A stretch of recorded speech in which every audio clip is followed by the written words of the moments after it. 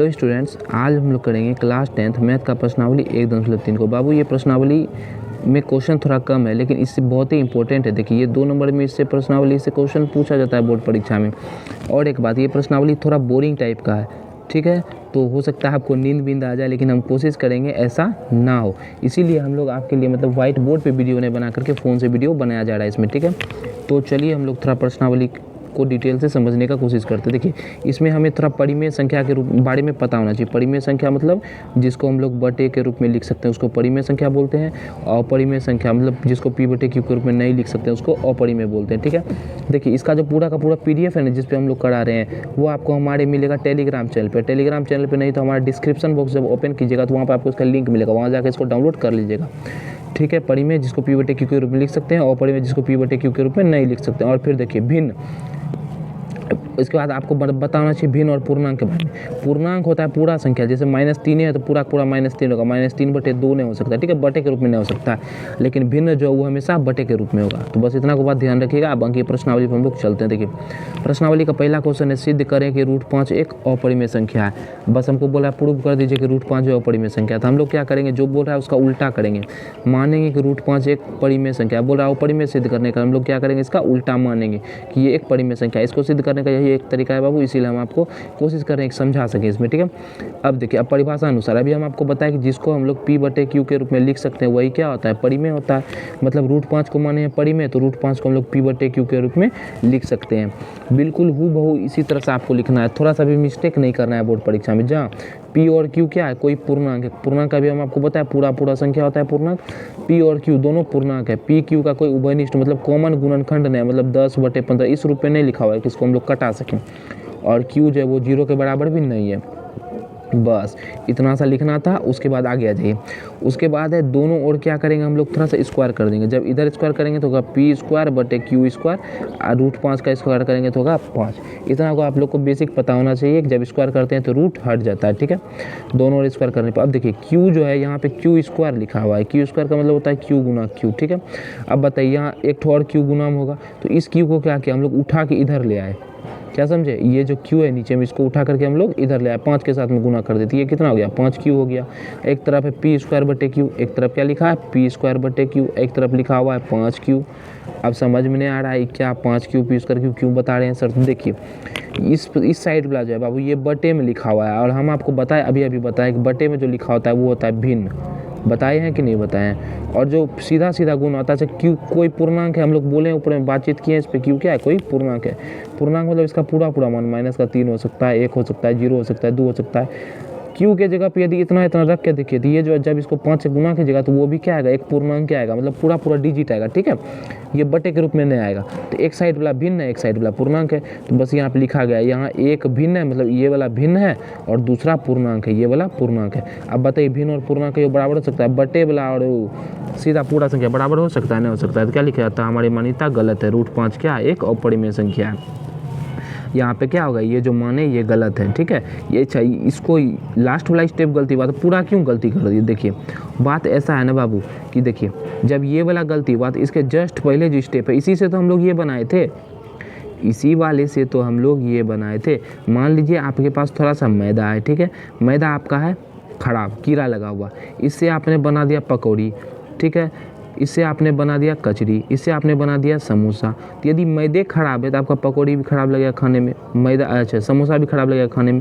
बस वही चीज़ है, इससे इसी सब चीज़ से ये सब बना हुआ है। तो यदि ये गलत होगा, ऊपर वाला ये वाला गलत मानेंगे तभी तो ये गलत होगा, तभी तो ये गलत होगा, तभी तो ये वाला गलत होगा ना। तो इसी तरह से हम लोग कह सकते हैं कोनो एगो गलती हो गया ना, तो मतलब यहाँ से यहाँ तक का जो प्रोसेस था उसमें से कुछ ना कुछ गड़बड़ी जरूर है।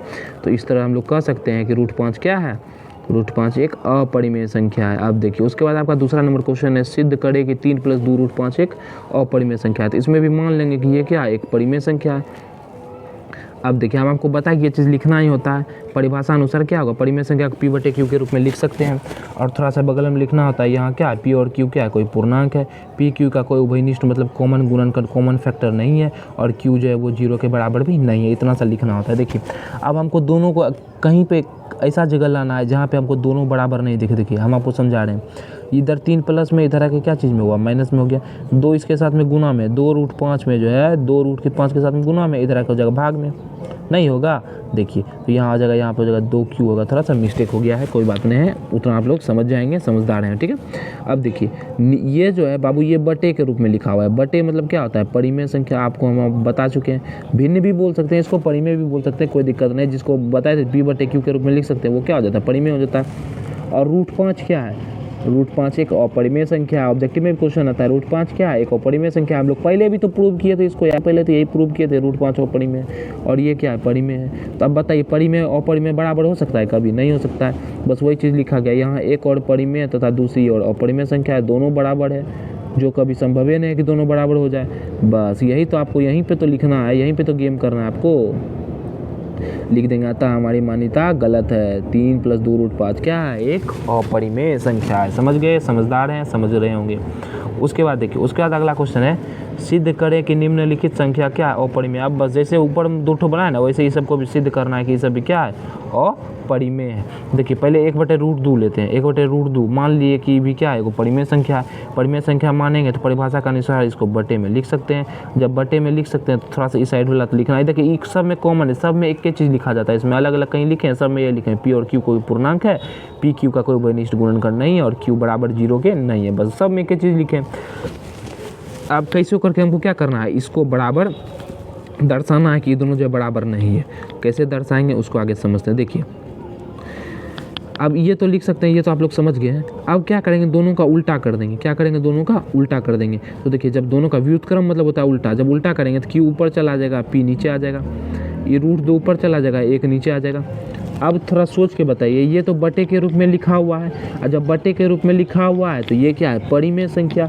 ये परिमेय संख्या नहीं हो सकता है, काहे कि इसके नीचे में √2 का मान अभी हमको 1.414 होता है, ऐसा होता है √2 का मान, जी हाँ होता है। अब इसको हम लोग बटे में लिख सकते हैं। जब यहाँ दशमलव उड़ाएंगे तो एक पे कितना 0 देंगे बाबू, आप थोड़ा सोच के बताइए। इसका मान कभी रुकता नहीं है, जैते रहता है, अनलिमिटेड, समझ गए। तो रूट से देखिए, जो संख्या रूट से बाहर नहीं निकला वो क्या हो जाता है, अपरिमेय हो जाता है। ये सीधा सीधा याद रखिए, ये अपरिमेय है, ये बटे में लिखा हुआ है तो ये क्या है, परिमेय है। तो यहाँ लिख दे, यहाँ p/q क्या है, परिमेय संख्या है, जबकि √2 क्या है, एक अपरिमेय संख्या है। दोनों तो बराबर है, दोनों का बराबर होना असंभव है, संभव ही नहीं परिमेय अपरिमेय बराबर हो जाए। अतः हम लोग जो माने क्या है, गलत है। 1/√3 क्या है, 1/√3 एक अपरिमेय संख्या। ऐसे इसको सिद्ध कर देंगे। बड़ा आसान क्वेश्चन था। आप देखिए दूसरा नंबर है 7 + देखिए तो बड़ा आसान क्वेश्चन है, मान लेंगे अपरिमेय, बस सेम टू सेम। ये चीज़ तो आप लोग समझ ही गए हैं। परिभाषा के अनुसार p/q = 7√5। अब देखिए 7 को बस इधर ले आए, तो अब देखिए p/7q, अभी क्या हो गया, ये तो हो गया परिमेय, इधर √5 है, √5 है अपरिमेय, ये क्या है परिमेय, और √5 क्या है अपरिमेय, दोनों। अब देखिए बस उसी के बाद थोड़ा सा लिखे हैं बाबू, बस और कुछ नहीं है। उसके बाद क्या लिखा हुआ है, यहाँ तो परिमेय है, √5 क्या अपरिमेय है, दोनों बराबर होना संभव है नहीं। अतः हम लोग का मान्यता गलत है। 7√5 क्या है, अपरिमेय संख्या है। आप इसका PDF से पढ़िएगा तो और ज़्यादा क्लियर होगा। PDF जरूर डाउनलोड कर लीजिए। उसके बाद देखिए, उसके बाद आज का लास्ट क्वेश्चन है, मतलब चैप्टर 1.3 का लास्ट क्वेश्चन है, 6 + का √2। देखिए 6 + का √2 मान ली परिमेय, ये चीज़ तो सभी में लिखना है, आप बोलें कोई जरूरी नहीं है। परिभाषा के अनुसार p/q बराबर इतना लिख सकते हैं, 6 को इधर भेज दीजिए, ये हो जाएगा माइनस में, थोड़ा सा सॉल्व कीजिए तो ऐसा हो जाएगा, यहाँ 6q हो जाएगा, थोड़ा सा ऐसा हो जाएगा, ठीक है। अब देखिए जब इसको थोड़ा सॉल्व करेंगे तो इतना हुआ ना। अब आप ही बताइए बाबू, ज़रा सोच के बताइए, ये बटे में लिखा हुआ है, यहाँ पे थोड़ा गलती है, बस ध्यान रखिए, यहाँ q होना चाहिए, ठीक है। अब आप ही बताइए ये क्या है, ये है आपका भिन्न, ये परिमेय संख्या, बटे में परिमेय है, √2 है अपरिमेय संख्या। अब एगो परिमेय है, एगो अपरिमेय है, परिमेय बराबर अपरिमेय संभव ही नहीं है। अतः हम लोग जो माने वो गलत है। 6 + का √2 क्या है, एक अपरिमेय संख्या है। ये पूरे बोर्डिंग सेशन को हमने कोशिश की कि कितना कम समय में आपको सॉल्व करा दिया जाए, ठीक है। आप इसका PDF डाउनलोड कर लीजिएगा और आपको सब क्वेश्चन समझ में आ जाएगा, बन जाएगा। नहीं तो एक बार हम आपको और स्क्रीनशॉट लेना चाहते हैं, स्क्रीनशॉट ले लीजिए, ठीक है, हम मौका दे रहे हैं आपको। देखिए ये लीजिए लास्ट वाला का स्क्रीनशॉट, ठीक है, ले लिए। उसके बाद देखिए ये है उसके पहले वाला का, फटाफट लेते चलिए। ये है, अच्छा ये है एक पहला नंबर का, थोड़ा और छोटा कर दिया जाए। ये है आपका 2 नंबर क्वेश्चन का आंसर, ये है आपका 1 नंबर क्वेश्चन का आंसर, बस इतना सा यदि आप लोग लिख के आ जाते हैं ना तो बोर्ड परीक्षा में आपको पूरा का पूरा नंबर आ जाएगा परिमेय उपरिमेय। बस इसी तरह से क्वेश्चन सॉल्व करना होता है। तो हमको उम्मीद है आपको ये पूरा का पूरा प्रश्नावली समझ में आया होगा, आपको पैटर्न पता चला होगा कि इस तरह के क्वेश्चन को हम लोग कैसे सॉल्व करते हैं। तो यदि आपको वीडियो पसंद आया है, क्वेश्चन समझ में आया है, तो वीडियो को लाइक कर दीजिए, चैनल को सब्सक्राइब कर दीजिए और अपने दोस्तों में भी शेयर कर दीजिए। तो मिलेंगे आपसे प्रश्नावली 1.4 में व्हाइट बोर्ड के साथ में कल के वीडियो में। जय हिंद, जय भारत।